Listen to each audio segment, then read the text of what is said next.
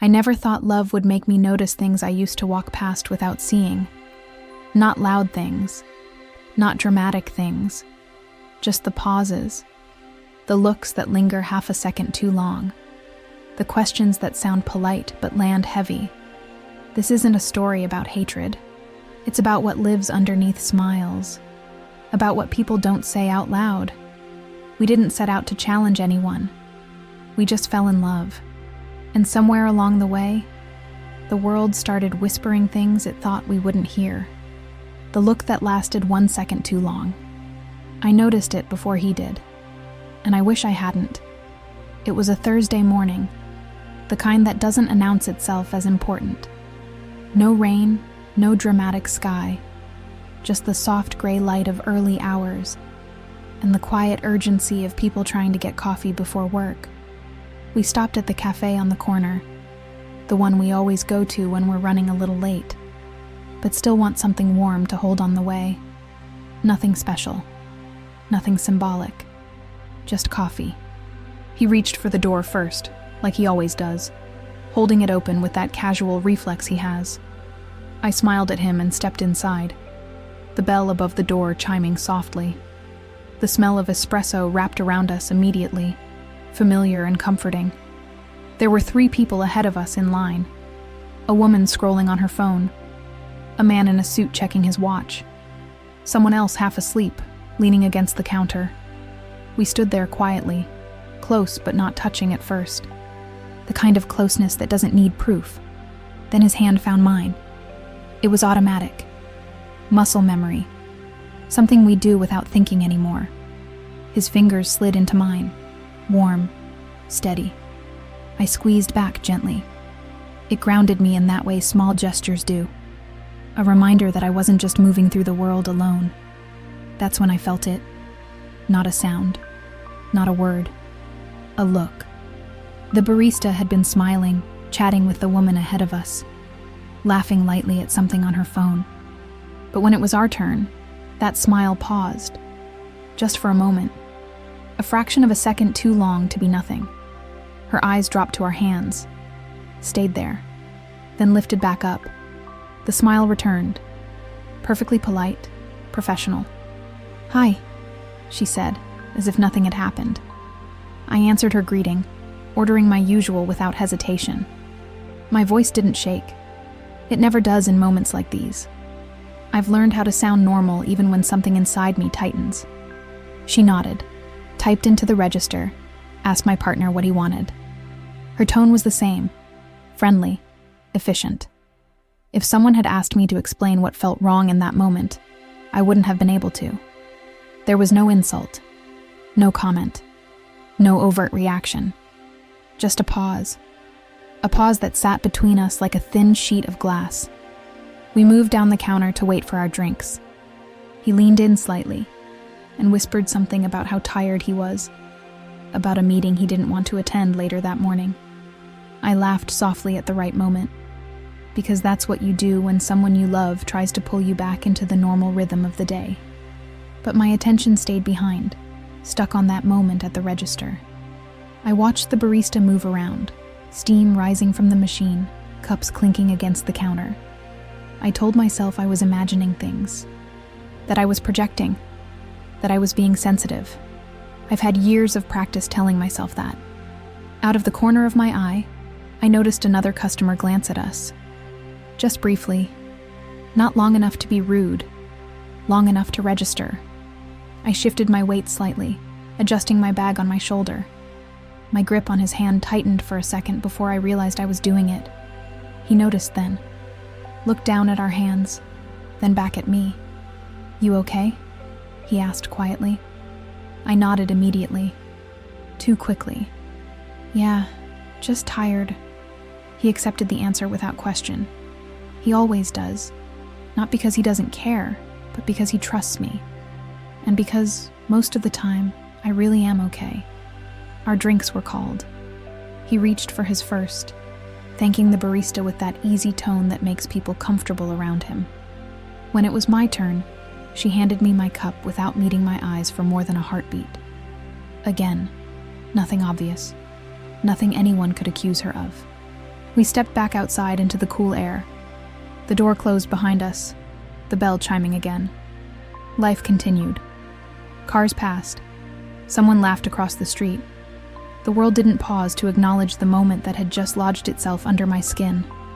We walked toward the corner, coffee cups warming our palms. He took a sip and made a face because it was too hot. I smiled again, genuinely this time, but the thought stayed. The look lasted 1 second too long. I didn't say anything. I rarely do in moments like that. Not because I don't trust him. Not because I'm ashamed. Because explaining it feels heavier than carrying it. How do you describe a pause? How do you justify a feeling without evidence? If I said something, he would listen. He would probably frown slightly, replay the scene in his head, try to understand. He might even go back in there next time and watch more closely. But he didn't see it this time. And I did. That difference matters more than people realize. We reached the crosswalk and waited for the light to change. He shifted closer to me, brushing his shoulder against mine. A small protective instinct maybe, or maybe just habit. The light turned green, and we stepped forward with the crowd. As we walked, I felt that familiar internal dialogue begin, the one that shows up quietly, uninvited. Was it real? Was it intentional? Or am I reading into something that isn't there? I've asked myself these questions my whole life. Growing up, my mother used to tell me to always assume good intentions.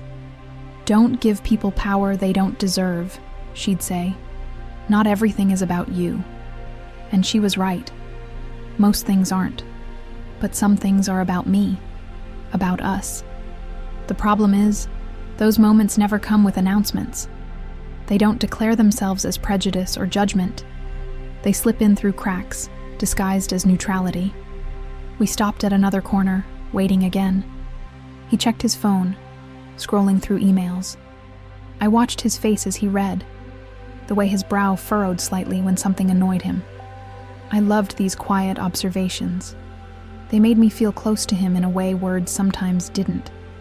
I wondered briefly what the barista would think if she saw us now, walking together, laughing quietly, existing without explanation.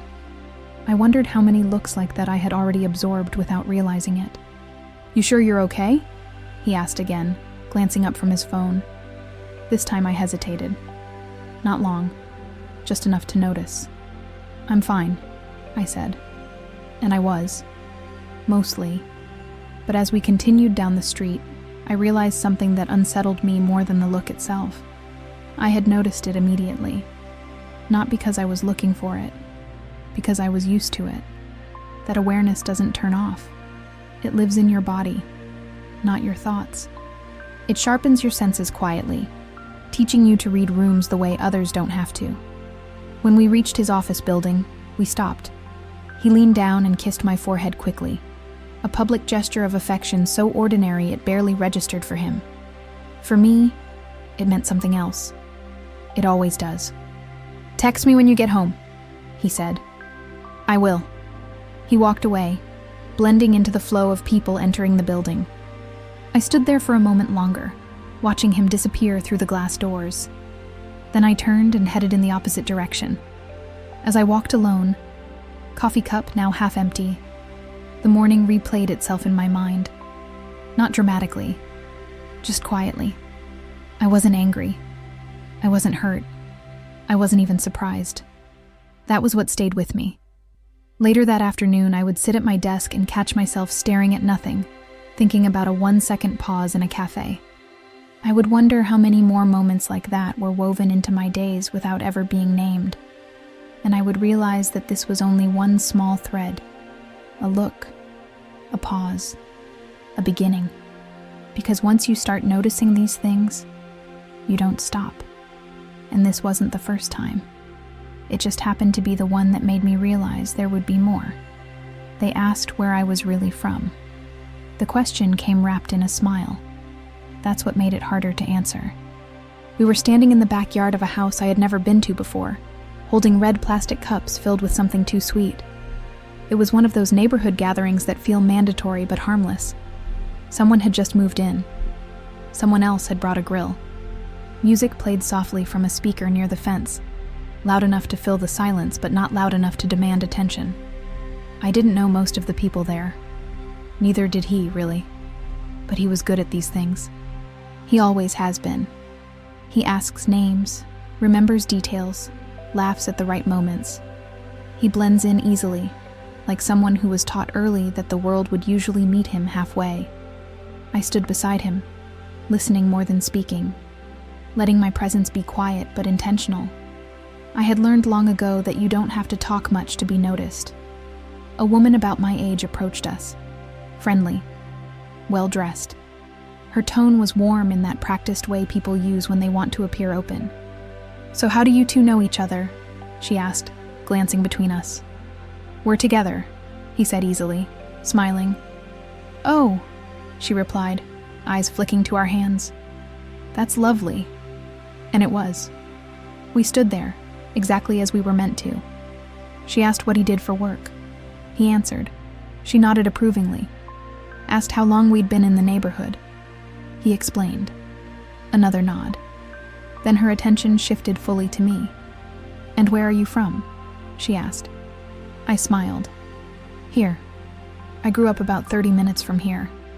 Her smile didn't fade, but something in her expression stayed expectant. "No, I mean..." She laughed lightly, waving a hand as if brushing away a misunderstanding. "Where are you really from?" There it was. The question itself wasn't new. It never is. What always surprises me is the confidence with which it's asked, the assumption that my first answer couldn't possibly be enough. I felt his body tense slightly beside me. Not dramatically, just enough to notice. He glanced at me, waiting, giving me space. "I'm American," I said calmly. She tilted her head, still smiling. Of course. I just meant your family." I could have told her. I could have explained the generations, the history, the roots that run deeper in this soil than many people like to admit. Instead, I paused. Not because I didn't know what to say, because I knew exactly what she was really asking. She wasn't curious about geography. She was searching for permission to place me somewhere else. I answered politely. I always do. My parents are from here too. Her smile faltered, just for a moment. Then she laughed again, a little louder this time. "Oh, well, isn't that something?" she said, as if she'd discovered a fun fact rather than exposed her own assumption. "You just have such an interesting look." "Interesting?"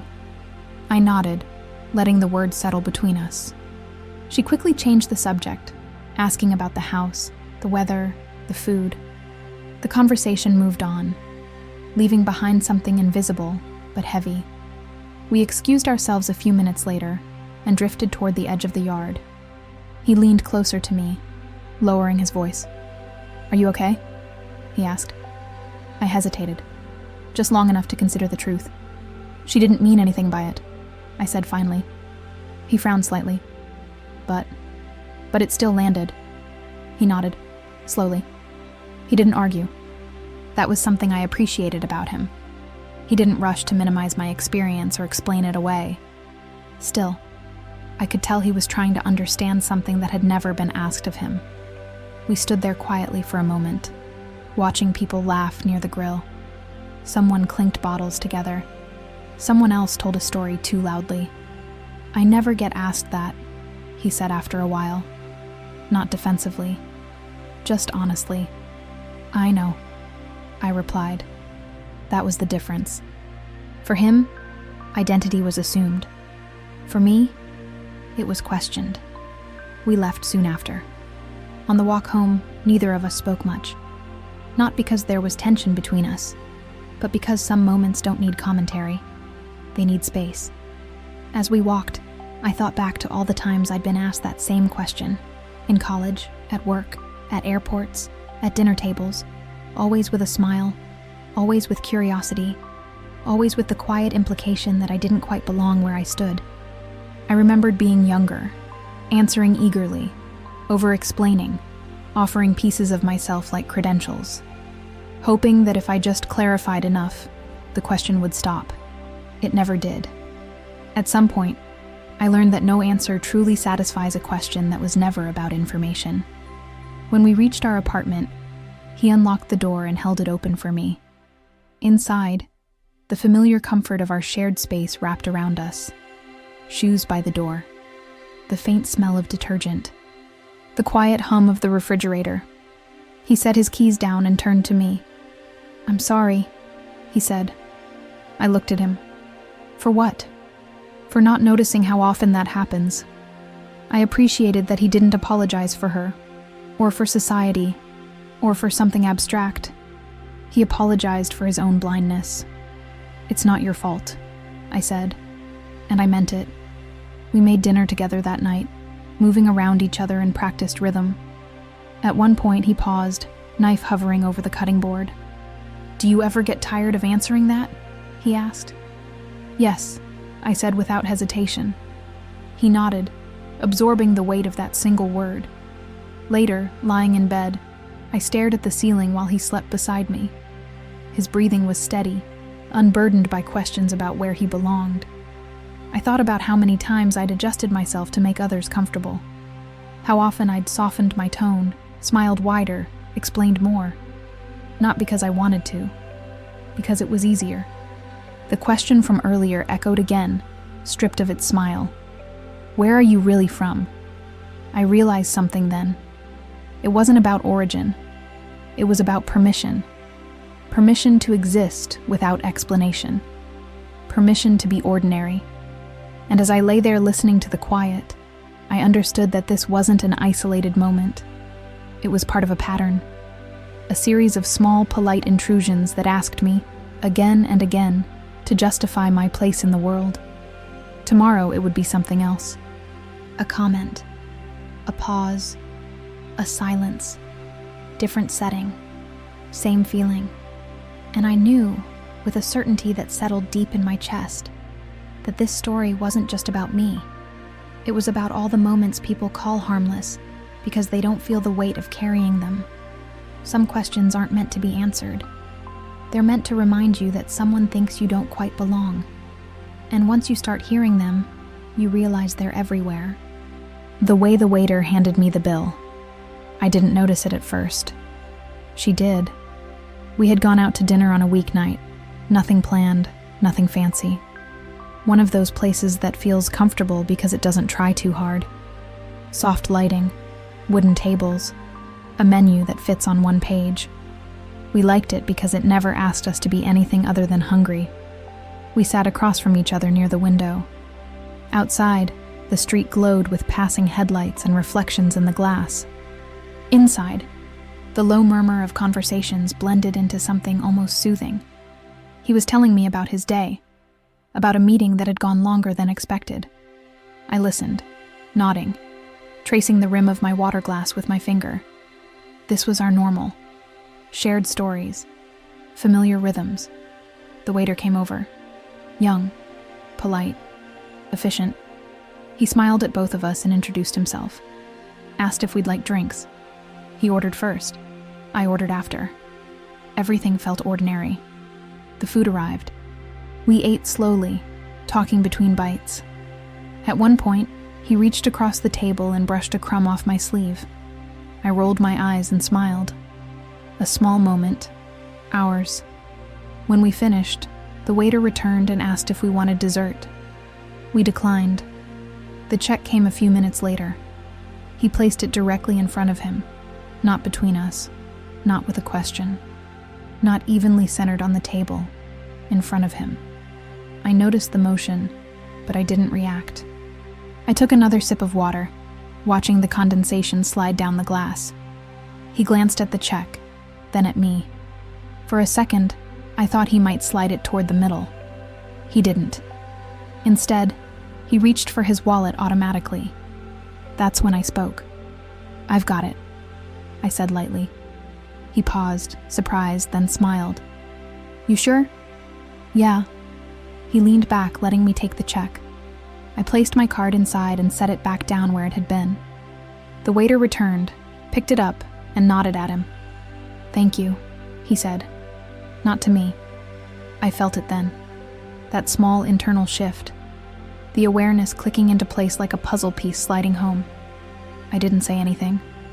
Neither did he. The transaction finished. The receipt came back. I signed. We stood to leave. Outside, the air was cooler. He slipped his arm around my waist as we walked toward the car. "Thank you for dinner," he said, kissing my temple. "You're welcome." We drove home in comfortable silence, the city lights passing by in soft blurs. When we got inside, I kicked off my shoes and went straight to the kitchen. He followed, opening the fridge, pulling out leftover containers. "Do you want some of this?" he asked. "Maybe later." He nodded and leaned against the counter. I could feel him watching me, that quiet attentiveness he has when he knows something is on my mind. "Did something happen at dinner?" he asked gently. I hesitated. Not because I didn't trust him, because I was tired of explaining something that felt obvious to me, but abstract to others. "The check," I said finally. He frowned slightly. "What about it?" I turned to face him. "Did you notice where the waiter put it?" He thought for a moment. His brow furrowed. "I guess, in front of me?" I nodded. "Oh," he said. And then quieter, "I didn't even think about that." "I know." He straightened, crossing his arms loosely. Not defensive, curious. "Does that happen a lot?" he asked. "Yes." "How often?" I considered the question. "Enough that I notice when it doesn't." That landed differently. I could see it in his face. "But you paid," he said. "You always do sometimes." "I know. That's not the point." He waited. Let me continue. "It's not about the money," I said.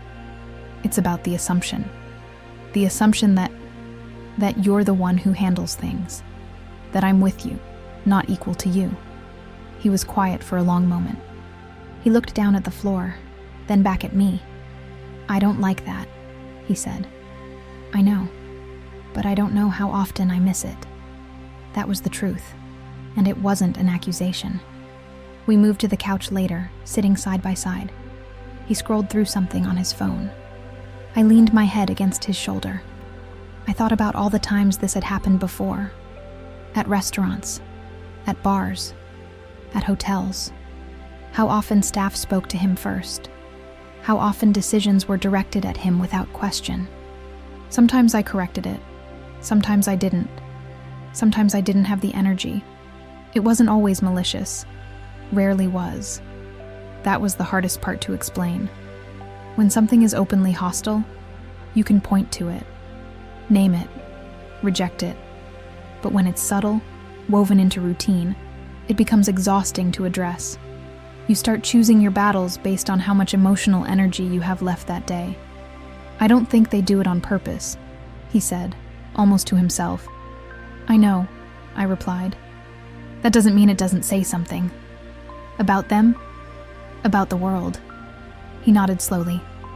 Later that night, lying in bed, I stared at the ceiling again. That was becoming a habit.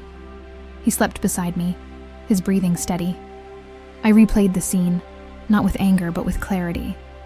The check on the table, the direction it traveled, the way no one questioned it. I wondered how many small signals like that I had absorbed over the years. Messages delivered so quietly they barely registered as messages at all. I thought about my mother, how she used to insist on paying whenever she could, how people would laugh it off, gently pushing her hand away. "Oh no, let him handle it." She never argued. She just smiled.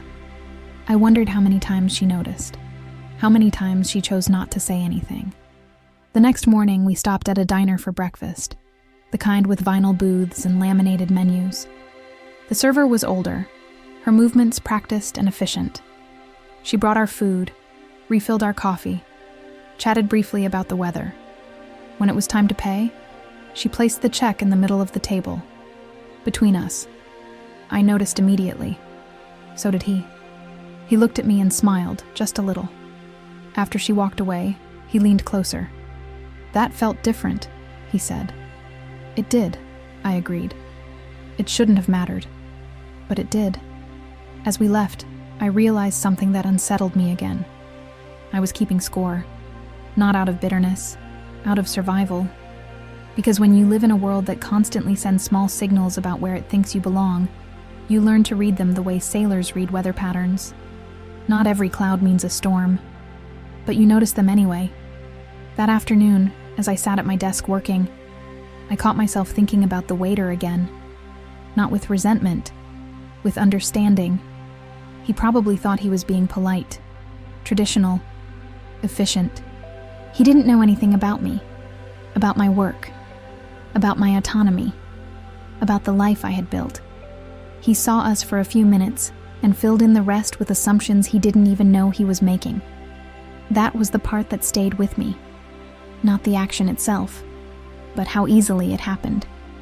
I realized then that this story wasn't just about being seen. It was about how often I had to correct the lens through which I was viewed. Sometimes gently, sometimes silently, and sometimes not at all. That night, as we brushed our teeth side by side, he caught my eye in the mirror.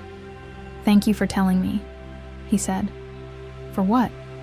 "For pointing things out without making me feel like I'm being accused." I smiled. "You're not the problem."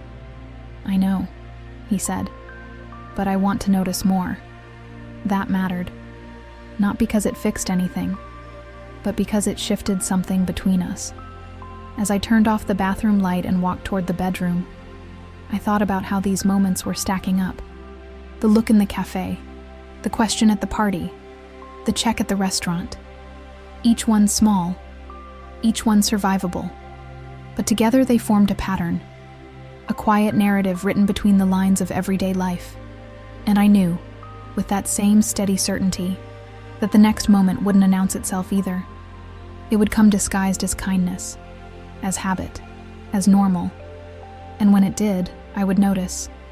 Some assumptions are passed down so quietly, people forget they're making them.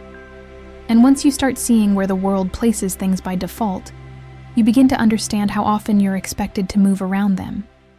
They complimented me, then looked at him. The compliment came easily, too easily. We were at a small gathering hosted by people he works with. Not a party exactly, more like a polite obligation disguised as hospitality.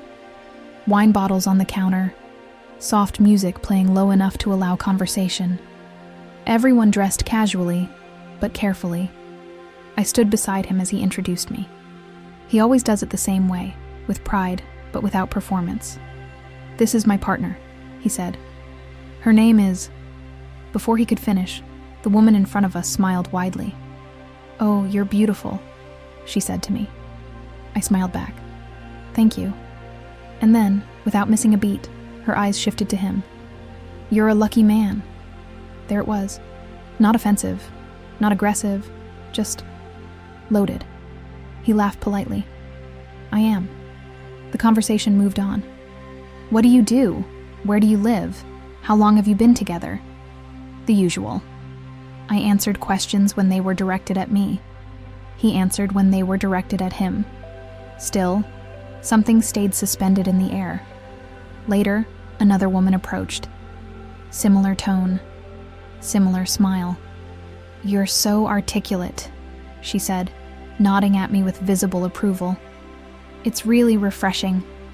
I thanked her again. What else was I supposed to do? Then she turned to him. "You must be so proud." Proud.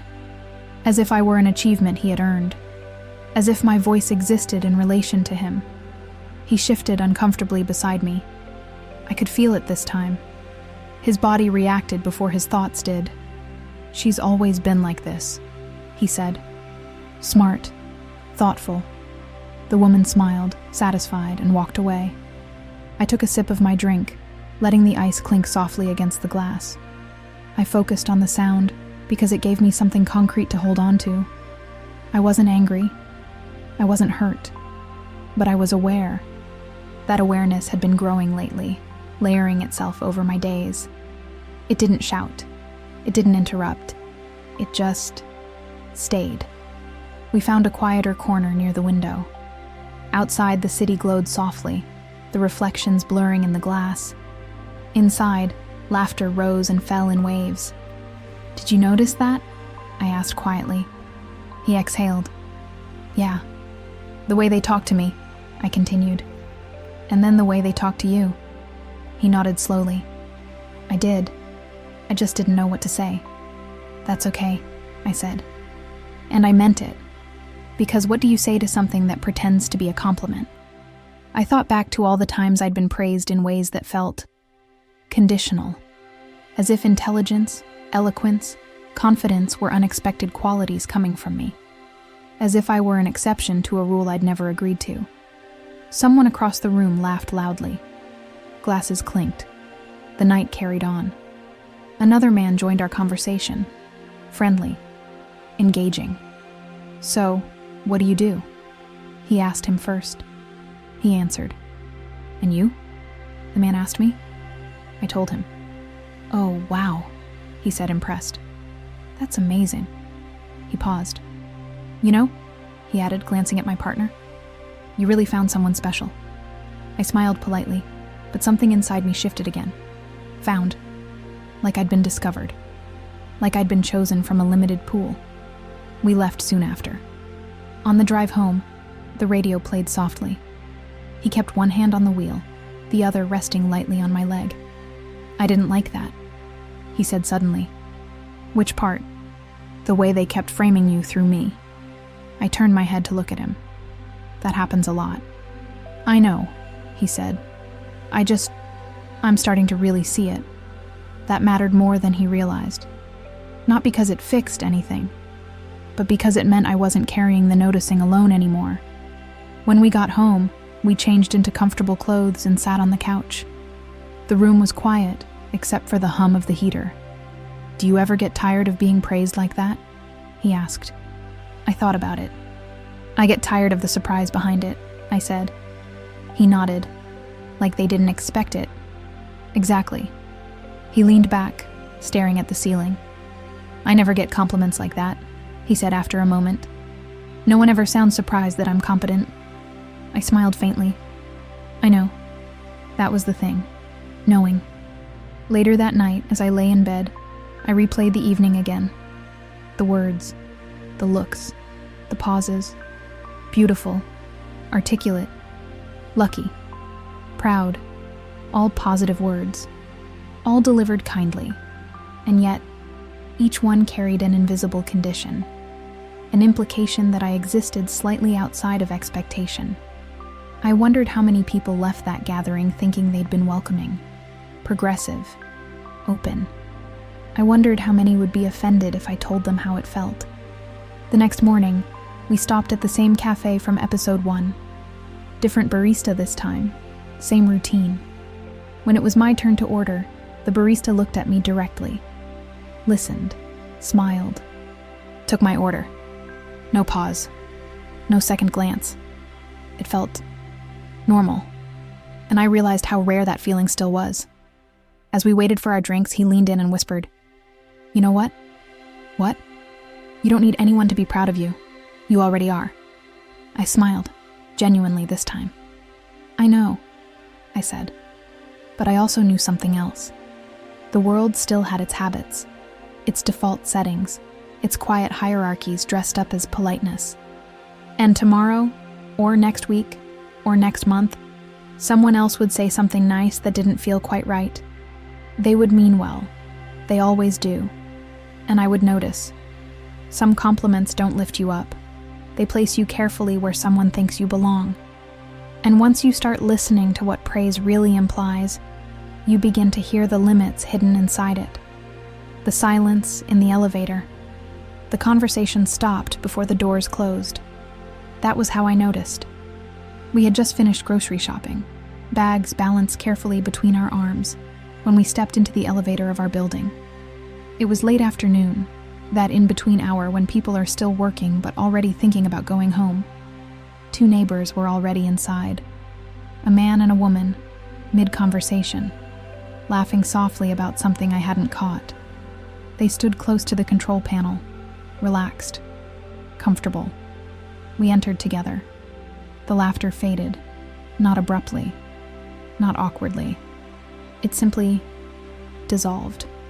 The woman pressed her lips together, glancing at the numbers above the door. The man shifted his weight, clearing his throat. Someone reached out and pressed a button even though it had already been lit. No one said hello. I adjusted the grip on my bags, the plastic handles biting slightly into my fingers. He stood beside me, close enough that our shoulders brushed. Familiar, reassuring. The elevator began to rise. The silence wasn't hostile. That was the strange part. No one frowned. No one stared openly. It was the kind of quiet that pretends to be neutral, but it had a texture to it. I listened to the hum of the elevator cables, the faint squeak as it passed each floor. I counted the seconds between stops, a habit I've developed without realizing when I need to ground myself. On the third floor, one of the neighbors shifted again, checking her phone. The screen lit up her face briefly. The man folded his arms. I caught my reflection in the mirrored wall. Us, standing there. Ordinary. Tired. Holding groceries like anyone else. Why did it feel like we had disrupted something? The doors opened on the fourth floor. The woman stepped out quickly, offering a tight smile over her shoulder. "Have a good evening," she said. We both responded at the same time. "You too." The doors closed again, leaving the man alone with us. He nodded once, looking straight ahead. The elevator continued upward. "That was quiet," he murmured. I exhaled softly. "Yeah." "Did we interrupt something?" he asked, half joking. I didn't answer right away. How do you explain that some silences aren't about interruption, but about adjustment? That sometimes people pause because they're recalibrating the version of the world they're comfortable with? "No," I said finally. "Not exactly." He glanced at me, curious. "Then what?" I shrugged. "It's just something I notice." The elevator stopped on our floor. The doors opened with a soft chime. We stepped out into the hallway, the carpet muffling our footsteps. As soon as the doors closed behind us, the quiet lifted. The air felt lighter, less watchful. He looked at me then. Really looked. "That happens a lot, doesn't it?" he asked. "Yes." "How often?" I thought about the elevators I've been in my whole life. Offices, apartments, hotels, hospitals. "Enough that I know when it's happening," I said. We walked down the hall toward our door. Someone laughed from inside one of the apartments. A TV played faintly behind another door. Life carried on, uninterrupted. Inside our place, we set the groceries down on the kitchen counter. He leaned against it, arms crossed loosely. "I didn't realize silence could feel so loud," he said. I smiled faintly. "You learned to hear it." We started unpacking together. Milk in the fridge, vegetables in the drawer, cans in the pantry, familiar movements that restored a sense of order. As I placed items on the shelves, I thought about all the unspoken moments I've collected over the years. The way rooms shift when you enter, the way voices adjust, the way conversations restart only after you leave.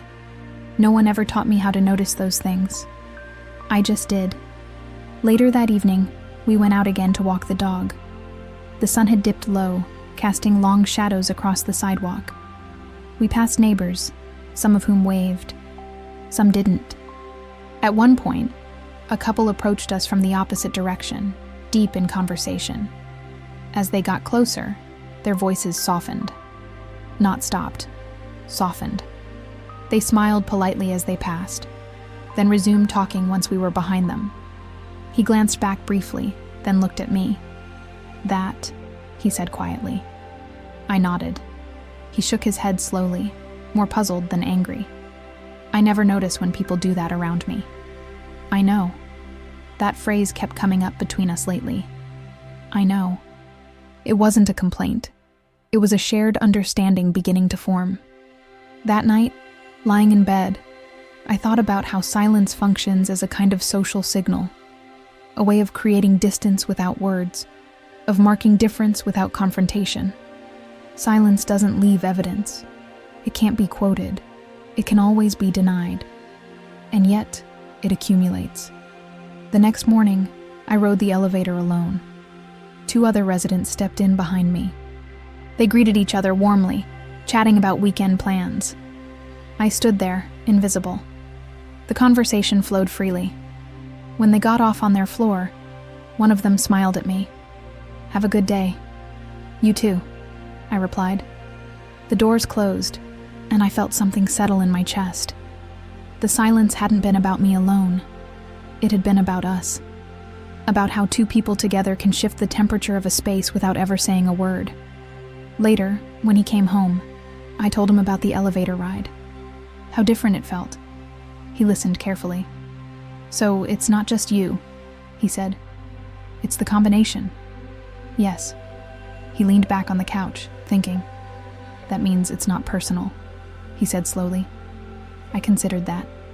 "It's not individual, but it's not random either." He nodded. "That makes sense." We sat there quietly for a while, not filling the space with conversation. This silence felt different. Chosen. Shared.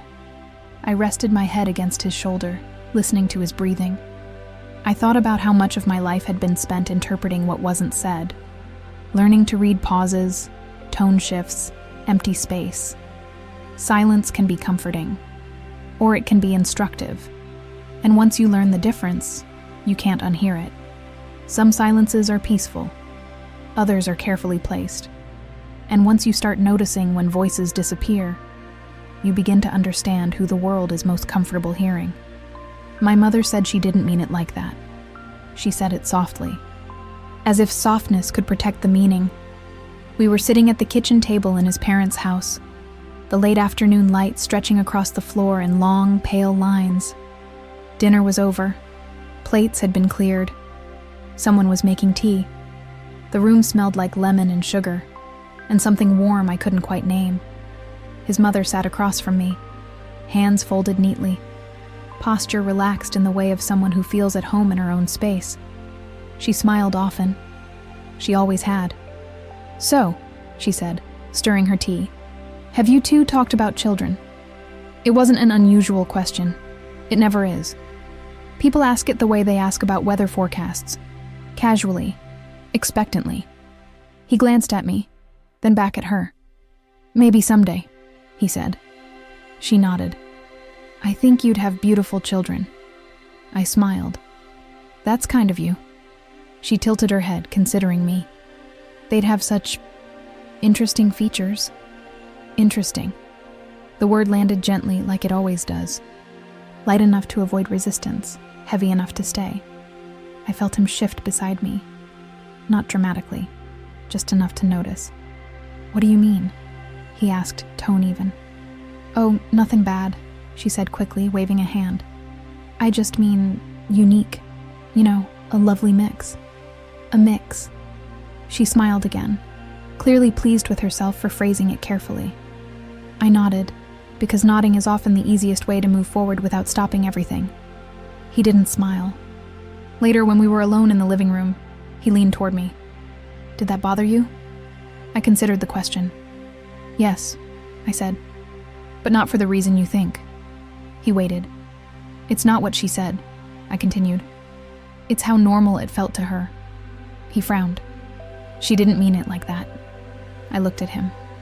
I know. That sentence had become familiar lately, not as an excuse, as a reality. We stayed quiet for a moment, listening to the muffled sounds of dishes in the kitchen. A kettle whistled softly. When his mother returned, she smiled again, unaware that anything had shifted. "I hope I didn't say anything strange," she said lightly. "I'm terrible with words sometimes." He opened his mouth, then closed it, looked at me. "It's fine," I said. And it was, mostly. On the drive home, the sky darkened into a deep blue, streetlights flickering on one by one. He drove with both hands on the wheel, jaw set, eyes focused ahead. "She really didn't mean it that way," he said again, quieter this time. "I know," I replied. But intention doesn't cancel impact." He nodded slowly. "I'm trying to understand that." I leaned my head against the window, watching the city blur past. I thought about my own mother, about the things she'd said with love that still left marks. about how kindness doesn't always come with awareness. The next day, we met my parents for lunch. A small restaurant. Neutral territory. My mother hugged me tightly when she saw me, then hugged him too. She liked him. She always had. "You look happy," she said, holding my face between her hands. "You glow." I laughed. "It's just good lighting." She turned to him. "You take good care of her." He smiled politely. "We take care of each other." She nodded, satisfied. During lunch, she asked about our work, our plans, our apartment. She listened attentively, asked follow-up questions. At one point, the server came by, and my mother glanced up, smiling brightly. "Isn't she just lovely?" she said to him, gesturing toward me. So poised, so well-spoken. I felt that familiar tightening again. He smiled back, but this time there was a pause, a hesitation. "She is," he said, "and she always has been." My mother laughed. "Well, you know what I mean." I did. After lunch, as we walked back to the car, he turned to me. "That was similar." "Yes, but different," he said. "Yes." He sighed. "Everyone thinks they're being nice." "They are," I said. "That's what makes it complicated." That night, lying in bed, I stared at the ceiling again. The pattern was becoming impossible to ignore. Compliments framed as exceptions. Curiosity framed as interest. Comments framed as harmless. None of them cruel. All of them revealing. I thought about how often people use good intentions as a shield. How quickly, "I didn't mean it like that," becomes the end of the conversation instead of the beginning. The next week, we visited his parents again. This time, his mother brought out old photo albums, childhood pictures, stories told with laughter. She stopped at a page and pointed. "You always stood out," she said to him. "Everyone loved you." Then she looked at me. "You must have had to work harder." I met her gaze. "Why do you think that?" She blinked, surprised. "Oh, I just meant the world can be unfair." She said it with sympathy, with concern. "I know," I replied. "I just wanted to understand what you meant."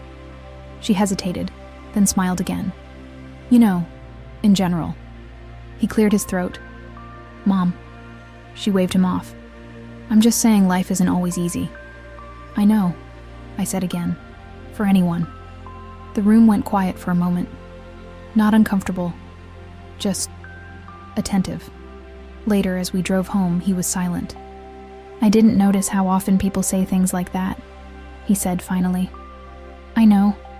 He glanced at me, half smiling. "You're going to stop saying that eventually, right?" "Probably," I said, "when it stops being true." He laughed softly, then grew serious again. "I don't want you to feel like you have to translate the world for me," he said. "I don't," I replied. "I just want you to see it with me." That felt important, not as a demand, as an invitation. The next time we visited his parents, his mother hesitated before speaking. I noticed it immediately. She chose her words more carefully, not perfectly, but deliberately. That mattered too. Not because it erased the past, but because it suggested movement. As I lay awake that night, I realized something else. This story wasn't about one comment, or one person, or one family. It was about the space between what people intend and what they reveal. About how love can coexist with blind spots. About how change often begins not with confrontation, but with attention. And I knew the next moment would come soon enough. Another room, another table, another sentence meant to be kind. I would hear it. Some words are offered gently, but they still carry weight. And once you learn to hear what kindness assumes, you start listening a little closer to everything that comes wrapped in love. The realtor showed us a different neighborhood. We asked for one thing. She offered us another. It was a clear Saturday morning, the kind that makes everything feel possible. We met the realtor in front of a small office downtown, her name printed neatly on a badge clipped to her blazer. She shook his hand first, then mine, smiling the whole time. "I think I have some great options for you," she said, already walking toward her car. We followed, coffee cups still warm in our hands. We had been talking about this step for months, not urgently, carefully, where we might want to live next, what we wanted more of: light, quiet, a little space to breathe. We weren't looking for anything extravagant, just a place that felt like it could hold us without asking too many questions. In the car, she asked where we worked, how long we'd been together, what we liked to do on weekends. Her voice was friendly, practiced. "And what neighborhoods are you interested in?" she asked, glancing at him through the rearview mirror. He named 2, both familiar. Both places we had walked through, eaten in, imagined ourselves returning to at the end of the day. She nodded. Great, very popular areas. We drove for a while, passing streets I recognized, then others I didn't. The houses changed subtly. Yards a little smaller, paint a little more faded. Not bad, just different. She pulled over and parked. "This one is a hidden gem," she said brightly. We stepped out of the car and looked around. The house was fine, modest, clean. But it wasn't where we had asked to be. "This isn't the area we mentioned," he said gently. She laughed lightly. "Oh, I know, but I thought you might appreciate something a bit more practical." Practical. I looked down the street. A woman watered her lawn. A child rode a bike in circles. It was quiet. "We're still interested in the other neighborhoods," I said. "Of course," she replied quickly. "We'll get to those. I just wanted to show you a range." A range. We toured the house. She pointed out storage space, natural light, proximity to schools. "You'll get more for your money here," she said. "It's a smart investment." He nodded politely, asked questions. I listened.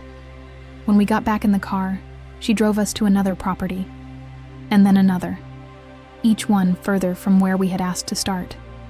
By the third stop, I felt that familiar awareness settle in. Not anger, not suspicion, recognition. "Can we see something in the neighborhoods we mentioned?" he asked again. She hesitated, just a fraction, then smiled. "Well," she said carefully, "those areas are very competitive. Homes go fast, and sometimes buyers don't feel as comfortable." "Comfortable? With what?" I asked, keeping my voice even. She glanced at me briefly, then back at the road. "Oh, just the pace, the market." I nodded. I'd heard that word used before. Comfortable. Flexible enough to mean anything. Vague enough to mean nothing. We finally arrived at one of the neighborhoods we'd requested. Tree-lined streets, cafes on corners, people walking dogs, pushing strollers. She parked and turned to us. "This is a bit of a stretch," she said. "But let's take a look." A stretch. The house was smaller, more expensive, but it felt right. Bright, open, alive. As we walked through, I imagined mornings by the window, evenings on the porch, a life unfolding without explanation. "This one feels like us," I said quietly. He smiled. "It does."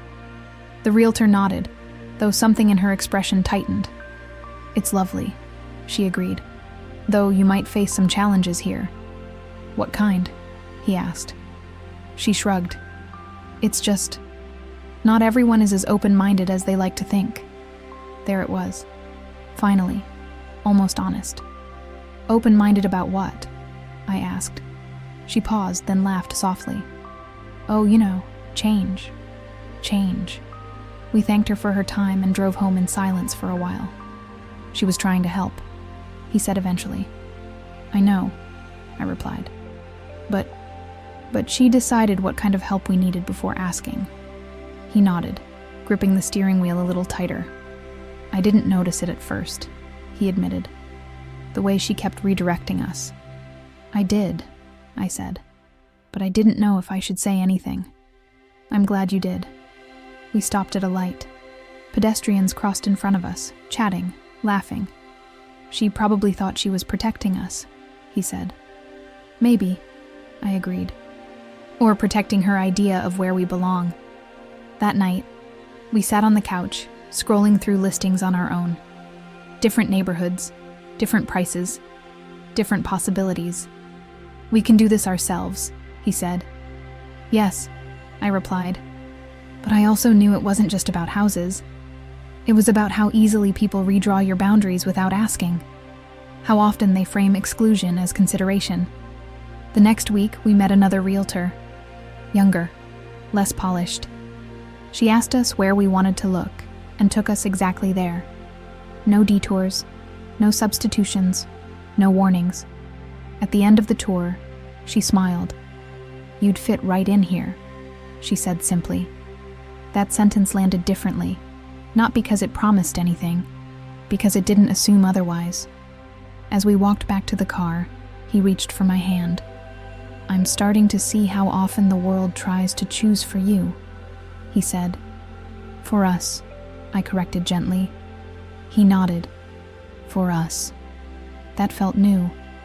Driving home, I watched neighborhoods pass by through the window, each one carrying its own rules, its own expectations. I realized then that this wasn't about finding the perfect place to live. It was about claiming the right to choose, without translation, without redirection, without someone quietly deciding what would be easier for everyone else. And I knew the next moment would come soon enough. Another office, another professional smile, another suggestion framed as concern. I would notice. Some doors aren't closed in your face. They're quietly redirected. And once you realize how often choice is guided without consent, you begin to ask who comfort is really being designed for. They spoke slower to me. I noticed the change before the words reached me. That's how it always happens. We were in a meeting room with glass walls and a long table that reflected the overhead lights. Neutral space, neutral colors. The kind of place designed to make everyone feel equal, at least on the surface. He sat a few chairs away from me, flipping through his notes. I sat upright, hands folded, listening. We were there for different reasons, but in the same room, both invited, both expected to contribute. The conversation moved quickly at first. Ideas passed back and forth. People interrupted each other politely. No one seemed worried about being misunderstood. Then it was my turn to speak. I began explaining my part, choosing my words carefully, as I always do. Clear, direct, measured. Halfway through my first sentence, something shifted. The man across from me leaned forward slightly. His smile widened. "Okay," he said slowly. "Let's take this step by step. Step by step." He nodded encouragingly, as if guiding someone through unfamiliar territory. I continued, finishing my point without changing my pace. I didn't simplify. I didn't slow down. He nodded again. "Right," he said. "So what you're saying is..." And then he repeated my words back to me. Simpler, shorter, more basic. I listened, expression neutral. "Yes," I said when he finished. "That's exactly what I said." A few people glanced at me, then back at him. The meeting moved on. No one questioned the exchange. No one corrected it. I caught his eye briefly. He smiled again, satisfied. I wasn't angry. I wasn't embarrassed. I was alert. After the meeting, as people gathered their things, he approached me. "Great input," he said warmly. "You explained that really well." "Thank you," I replied. "I just wanted to make sure everyone was following," he added, almost apologetically. "I understand," I said. And I did. On the way out, he joined me. "You don't mind when I jump in like that, right?" I paused for a moment, not long enough to make it awkward. "I mind when it's not necessary," I said calmly. He blinked, surprised. "Oh, I didn't realize." "I know." That phrase again. He laughed lightly, trying to recover. "Force of habit, I guess." "Maybe," I said. We parted ways at the elevator. As the doors closed, I caught my reflection again, composed, unbothered, familiar.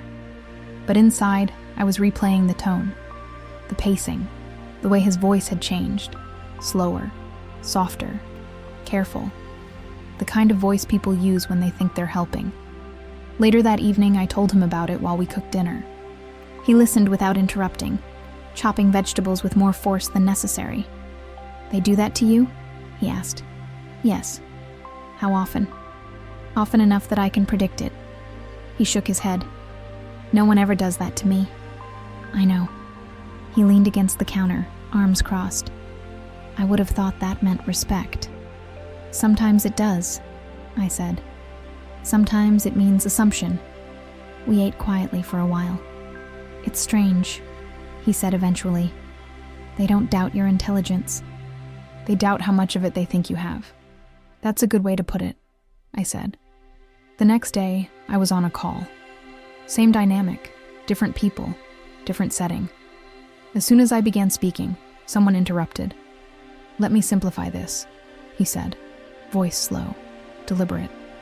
"What she means is..." I let him finish. "That's not what I mean," I said evenly.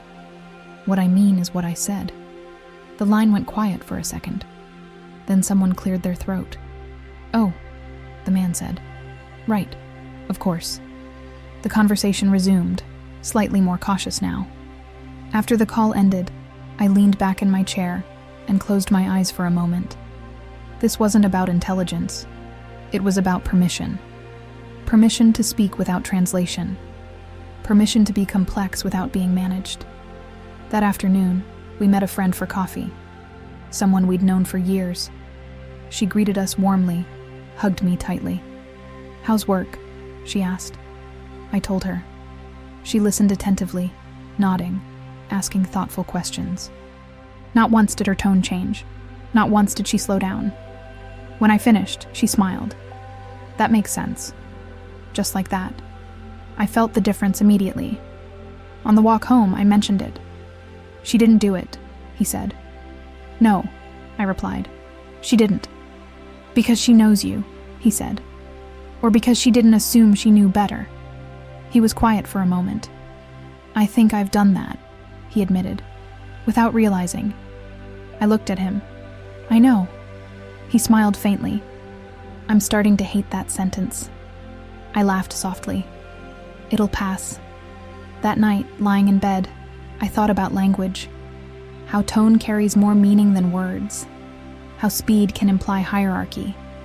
Speaking slowly can be kind, or it can be corrective. And the difference isn't in the sound. It's in the assumption behind it. The next time we were in a group, I noticed him watching more carefully, listening not just to what was said, but how. When someone interrupted me, he didn't jump in immediately. He waited. I finished my thought. That small pause felt like space being returned to me. Later, he squeezed my hand. "I noticed," he said. "So did I replied. That felt like progress. Not resolution. Not justice. Awareness. I realized then that this pattern kept repeating itself in different forms. The look, the question, the silence, the compliment, the redirection, the careful tone. Each one alone easy to dismiss, together impossible to ignore. And I knew the next moment would come soon. Another meeting, another conversation, another voice slowing down just enough to signal doubt. I would hear it. Some voices slow down to help, others slow down to manage. And once you learn to hear the difference, you stop mistaking patience for respect.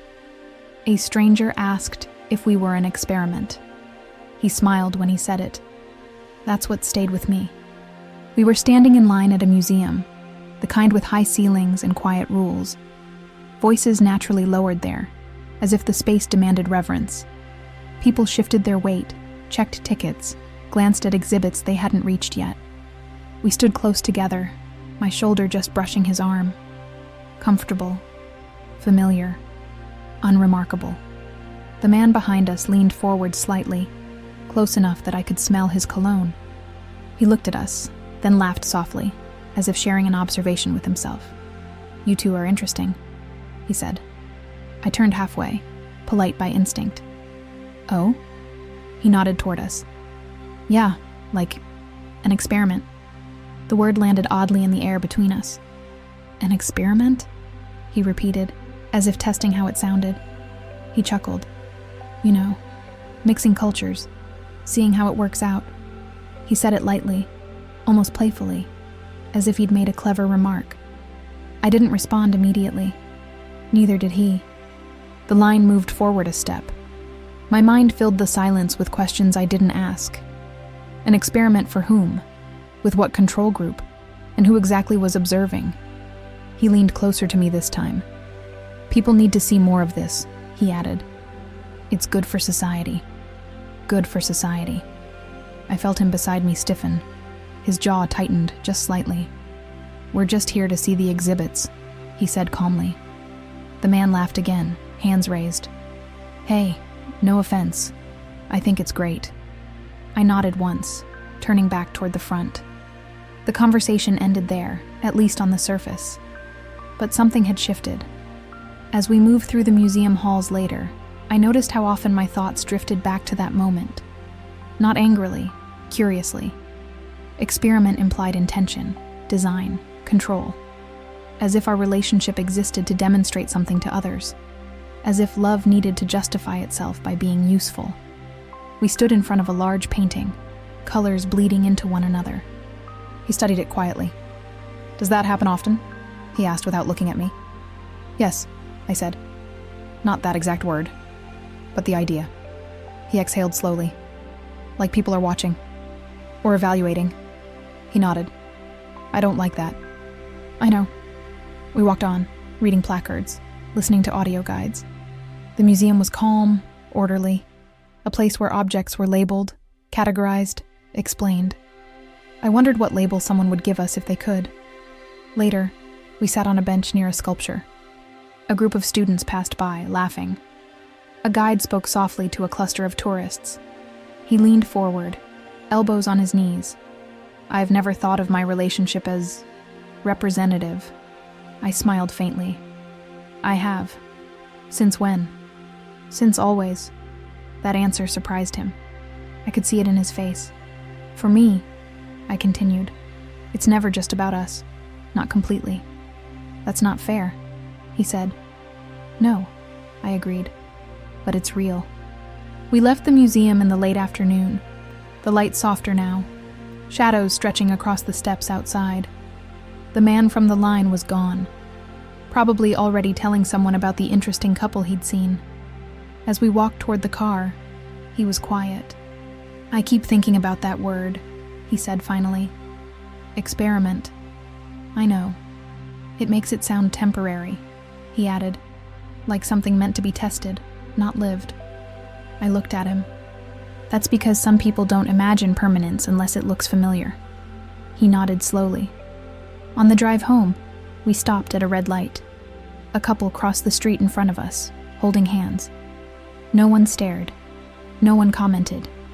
They didn't say anything, he said quietly. No, I replied. They rarely do. That night we sat on the couch, scrolling aimlessly through a streaming service, not really watching anything. My head rested against his shoulder. I don't want to be someone's lesson, he said suddenly. You're not, I said. But they make it feel like we are. Yes. He was quiet again. I never realized how often people frame difference as something educational, he said, as if existing isn't enough. That's the part that gets tiring, I replied, feeling like your life has an assignment. He laughed softly at that, not because it was funny, but because it was accurate. The next week, we were at a park, sitting on the grass. A woman walked past with her dog and smiled at us. It's so nice to see this, she said warmly. I smiled back. Thank you. She nodded, pleased, and walked on. He looked at me. That was different. Yes. How? She didn't ask anything of us. He considered that. She didn't need us to prove anything, he said. Exactly. As the sun dipped lower, I realized how many of these moments I'd collected over time. Some well-meaning, some clumsy, some quietly invasive. None of them defining on their own. All of them shaping how the world looked at us, and how we learned to look back. That night, Lying in bed, I thought about how people love categories. They help make sense of complexity, reduce uncertainty. But love doesn't fit neatly into experiments. It isn't a trial run. It isn't a demonstration. It's lived in real time, with consequences, with tenderness, with risk.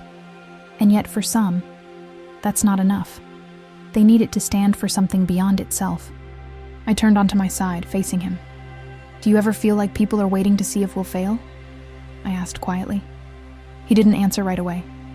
"Yes," he said finally. "And I hate that." I reached for his hand, intertwining my fingers with his. "So do I said. But I also knew something else. People would keep watching, keep commenting, keep framing. Because for them, our love wasn't just ours. And tomorrow, or next week, or next month, someone else would say something that sounded curious, progressive, even supportive. They would smile when they said it, and I would hear what they really meant. Some people don't see love. They see a concept. And once you realize you're being observed instead of met, you begin to protect what's real by keeping it quietly your own. Nothing happened, and that changed everything. Nothing happened that day. And for the first time, that felt extraordinary. We were walking through the city late in the afternoon, the light low enough to soften the edges of buildings, the air cooling just enough to signal the end of something. Not an ending with drama, just the kind that comes quietly. We didn't have a destination. We rarely did anymore. We'd learned that movement itself was enough. We passed a cafe with outdoor tables, a bookstore with its door propped open, a busker playing something familiar but not quite recognizable. People moved around us without slowing, without staring, without asking. No one leaned in with curiosity. No one smiled too hard. No one hesitated before speaking to one of us and not the other. We were just there. At first, I didn't notice the absence. I'm not sure I trusted it. Silence, after all, can be temporary. But step by step, block by block, it held. He reached for my hand, absent-mindedly, the way people do when they're thinking about something else. Not a statement, not a shield, just a habit. I squeezed his fingers lightly. "Do you ever think about how much space we take up in other people's minds?" he asked. I smiled faintly. "More than I want to." He nodded. "Today feels different." I knew what he meant. There were no questions waiting for us at the edges of conversations. No pauses heavy with implication. No well-meaning commentary disguised as curiosity. We weren't being interpreted. We crossed a street as the light changed. A couple walked behind us, talking about groceries. A man jogged past, headphones in, focused on his own rhythm. I felt something loosen in my chest. It wasn't relief exactly. It was recognition. This was what normal felt like. Not special, not symbolic, just unexamined. We stopped at a small park and sat on a bench. The kind that always feels slightly too cold no matter the weather. A child ran past, chasing a ball. A woman scrolled through her phone. Life unfolded without narration. I used to think these moments were rare, I said quietly. "What moments?" he asked. "The ones where we're not explaining ourselves, or correcting assumptions, or quietly bracing for something." He leaned back, looking up at the sky. "I didn't even realize how often you were doing that." I didn't either. Not at first. We sat in silence for a while. Not the tense kind, the shared kind. I thought back to all the earlier moments, the slowed down voices, the redirected choices, the questions framed as compliments, the comments that positioned us as examples, as progress, as something to be understood rather than simply accepted. None of them violent, none of them loud, just persistent enough to shape the air around us. I used to think resilience meant enduring, I said. "And now?" he asked. "Now, I think it means noticing when you no longer have to." He turned toward me. "Does that mean it's over?" I shook my head. "No, It just means I'm not carrying it all the time anymore." He smiled at that. A real one. Unforced. We stood up and kept walking. The city felt different when I wasn't scanning it for signals. At a corner, a woman asked us for directions. She spoke to both of us equally. Listened, thanked us. A small thing, almost invisible. I noticed it anyway. Later, as evening settled in, we stopped at a small restaurant. Nothing trendy, nothing curated. We ordered. We waited. We talked about ordinary things. Work. A movie we'd half-watched. A trip we might take someday. The server brought our food without hesitation, without surprise, without commentary. I watched steam rise from my plate and felt something unexpected. Grief. Not sharp, not overwhelming, just present. Grief for the years I'd spent alert, for the versions of myself that had learned to anticipate before experiencing, for the emotional calculations I'd made without realizing I was doing math. I didn't regret them. They'd kept me safe, but I didn't want to live there anymore. "Are you okay?" he asked softly. "Yes," I said, and I meant it. After dinner, we walked home slowly. The streetlights flickered on one by one. "You know," he said, "I used to think love was the hard part." I laughed quietly. "It's not." "No," he agreed. "It's everything around it." I looked at him then. Really looked. Not as a symbol, not as contrast, just as the person who had learned, imperfectly but honestly, to see what I'd been carrying. "I don't need the world to understand us," I said. "I just need it to stop trying to define us." He nodded. "And if it doesn't, then we stay defined anyway." When we reached home, we didn't turn on the lights right away. We stood in the doorway, listening to the familiar quiet. Inside, nothing had changed. Same furniture, same shadows, but something had shifted. Not externally, internally. I realized then that the story I'd been telling myself all along had changed tone. It wasn't about surviving subtle harm. It wasn't about enduring misunderstanding. It wasn't even about proving resilience. It was about presence. About choosing to live without constantly translating myself for an audience that might never be satisfied. That night, lying beside him, I thought about how people often ask when things get better, as if there's a clear before and after, as if growth announces itself. But the truth was quieter. Things got better when I stopped measuring myself through other people's reactions, when I stopped preparing explanations that were never requested, when I allowed myself to be ordinary. In the dark, he reached for my hand again. "What are you thinking about?" he asked. "That nothing happened today," I said. "And how much that mattered." He squeezed my fingers. "I hope we have more days like that." "We will," I said. "And we'll have others too. Because the world doesn't change all at once, and neither do habits or assumptions." But I wasn't waiting anymore. I wasn't holding my breath for acceptance. I wasn't bracing for commentary. I wasn't shrinking or performing or educating by default. I was living. And that, quietly, felt like the most radical thing of all. Some stories don't end with answers. They end with space. And once you learn how it feels to occupy your life without apology, you stop asking whether you belong. You already do.